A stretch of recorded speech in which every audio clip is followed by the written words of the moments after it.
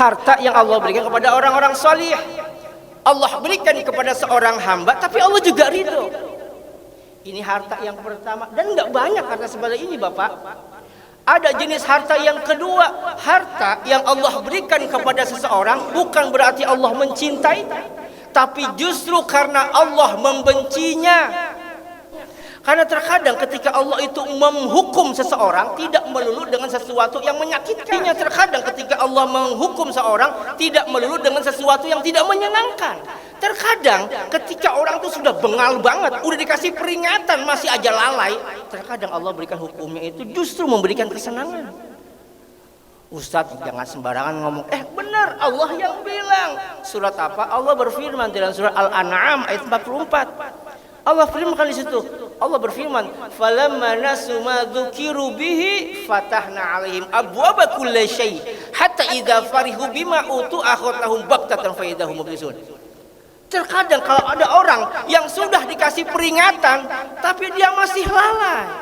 Dikasih peringatan melalui lisan-lisan para dai, para duat, para ulama, para asatid.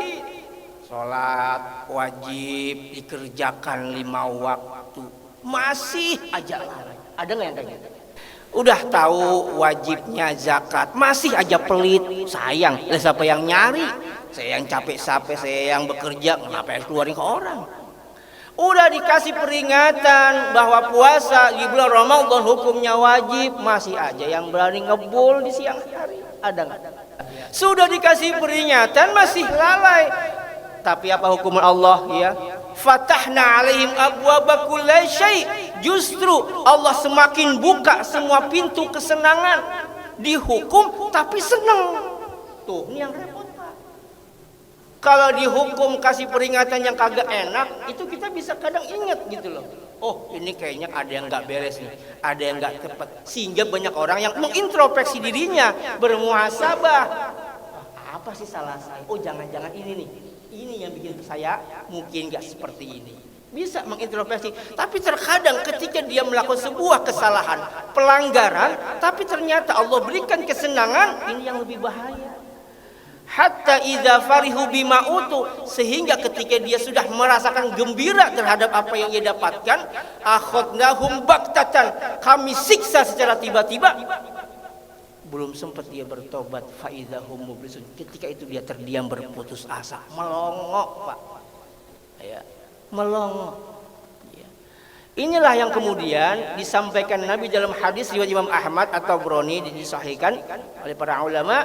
Beliau berpesan, "Idza ra'aitallahu ta'ala yutil 'abda minad dunya ma yuhibbuhu wa huwa muqimun 'ala ma'asihi fa inna ma dzalika minhu istidraj." Kalau Anda Bapak Ibu sekalian dirahmati Allah, melihat Allah Subhanahu wa taala memberikan kesenangan-kesenangan dunia, kenikmatan-kenikmatan dunia kepada seorang hamba, padahal dia suka bergelimang dengan maksiat, dia sukanya berbuat dosa, kok dapat kesenangan, kok dapat kenikmatan? Ketahuilah Bapak Ibu, itulah yang dinamakan istidraj.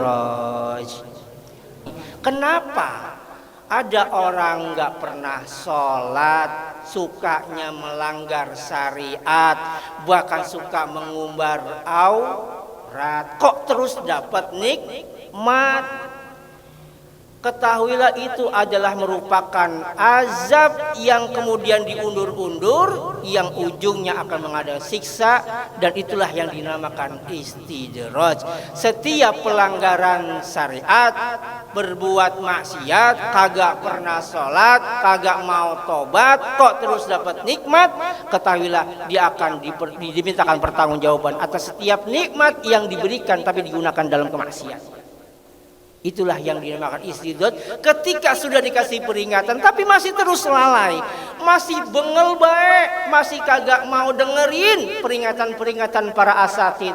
Udah dibilang itu salah, dalilnya ada, Qur'annya jelas, tapi tetap masih baik. khawatir Bapak Ibu, kita terus dapat senang, dapat nikmat, kita nggak sadar itulah yang dinamakan istidraj, dibuat semakin lalai, dibuat semakin terbuai dengan kesenangan-kesenangan dunia, sehingga dia amnesia dengan taubatnya, belum sempat taubat, sudah kadung dicabut nyawanya kepada Allah, maka saat itulah dia akan terdiam berputus asa, melongo, belum sempat taubat, udah keburu mati.